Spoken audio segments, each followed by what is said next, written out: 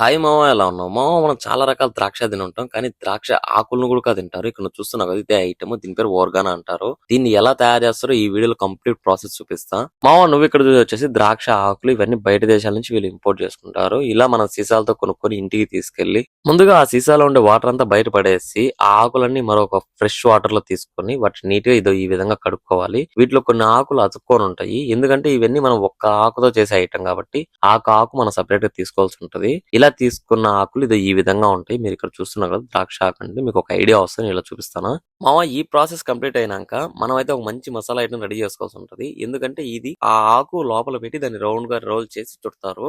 ఇదే మెయిన్ దీనికి special attraction. ఇక్కడ వచ్చేసి మీకు కనిపించేది రైస్, తర్వాత ఉల్లిపాయ నుజ్జు, 2 టమాటాలు గుజ్జు గుజ్జుగా చేసుకున్నారు. ఇలా వీటన్నిటిని చేసుకొని మిక్స్ చేసుకోవాలి. దీంట్లో ఇంకా కొన్ని ఐటమ్స్ యాడ్ చేసేది ఉంది. వాటితో పాటు 4 నుంచి 5 నిమ్మకాయల రసం కూడా వేసుకోవాలి. ఇదేంటి 4 నిమ్మకాయలకి ఇంత రసం వచ్చిందని మీరు అనుకోవద్దు. నిమ్మకాయల సైజ్ చాలా పెద్దగా ఉంటాయి, అవి సీనికాయలు లాగా ఉంటాయి కాబట్టి అంత వచ్చింది. మామ, ఈ ప్రాసెస్ కంప్లీట్ అయింది. దీని తర్వాత మనం మసాలా ఐటమ్స్ లెక్క వెళ్ళాలి. మసాలా ఐటమ్స్ లో భాగంగా ఫస్ట్ ధనియాల పొడి. ఇక్కడ ఐటమ్ ఎంత ఉంది, దాంట్లోకి ఎంత సరిపోతుంది అనే దాన్ని బట్టి మనం మసాలా ఐటమ్ వేసుకోవాల్సి ఉంటుంది. ధనియాల పొడి ఎక్కువ పడిందంటే టేస్ట్ అయితే మారిపోద్ది. దీని తర్వాత మనము కొద్దిగా పసుపు వేసుకోవాల్సి ఉంటుంది. పసుపు ఎప్పుడు ఎక్కువ వేసుకోకూడదు, లైట్ గా ఒక చిటికెడు వేసుకోవాలి. లేదంటే దీని కలర్ మారిపోద్ది, అప్పుడు తినేదానికి టేస్ట్ కొంచెం అంత అనుకూలంగా ఉండదు. మన వాళ్ళు ఇళ్లలో వంట చేసినప్పుడు ఆల్మోస్ట్ పసుపు అనేది చిటికెడే వేసుకుంటారు, ఎక్కువ వేసుకోరు. తర్వాత అయితే మనం సాల్ట్ యాడ్ చేయాల్సి ఉంటుంది.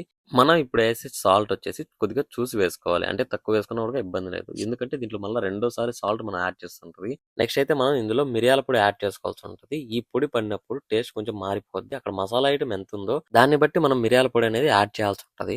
మామ, దీని తర్వాత మనం ఒక వెల్లుల్లిపాయ, ఒక ఆకుకూరని తీసుకొని 2 మిక్స్ చేసుకోవాలి. మిక్స్ చేసుకున్న తర్వాత ఆ ఐటమ్ ఈ విధంగా ఉంటుంది. దాన్ని కూడా ఇందులో మనం వేసి యాడ్ చేసుకోవాల్సి ఉంటది.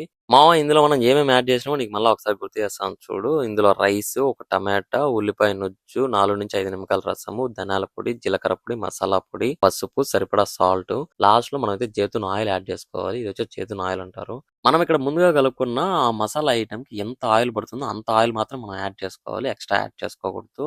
వీటన్నిటిని బాగా పూర్తిగా మిక్స్ చేసుకోవాలి. ఇక్కడ మీకు డౌట్ రావచ్చు, ఈ రైస్ ని ఇంకా వండలేదు కదా, అంటే ఆ బియ్యము ఉడకలేదు కదా, వీటిని ఎలా తింటారని. అలా ఏం లేదు, ఇవన్నీ మిక్స్ చేసిన తర్వాత ఒక ఆకులో చుట్టు పెడతారు, అవి ఆవిరికి ఉడికిపోతాయి.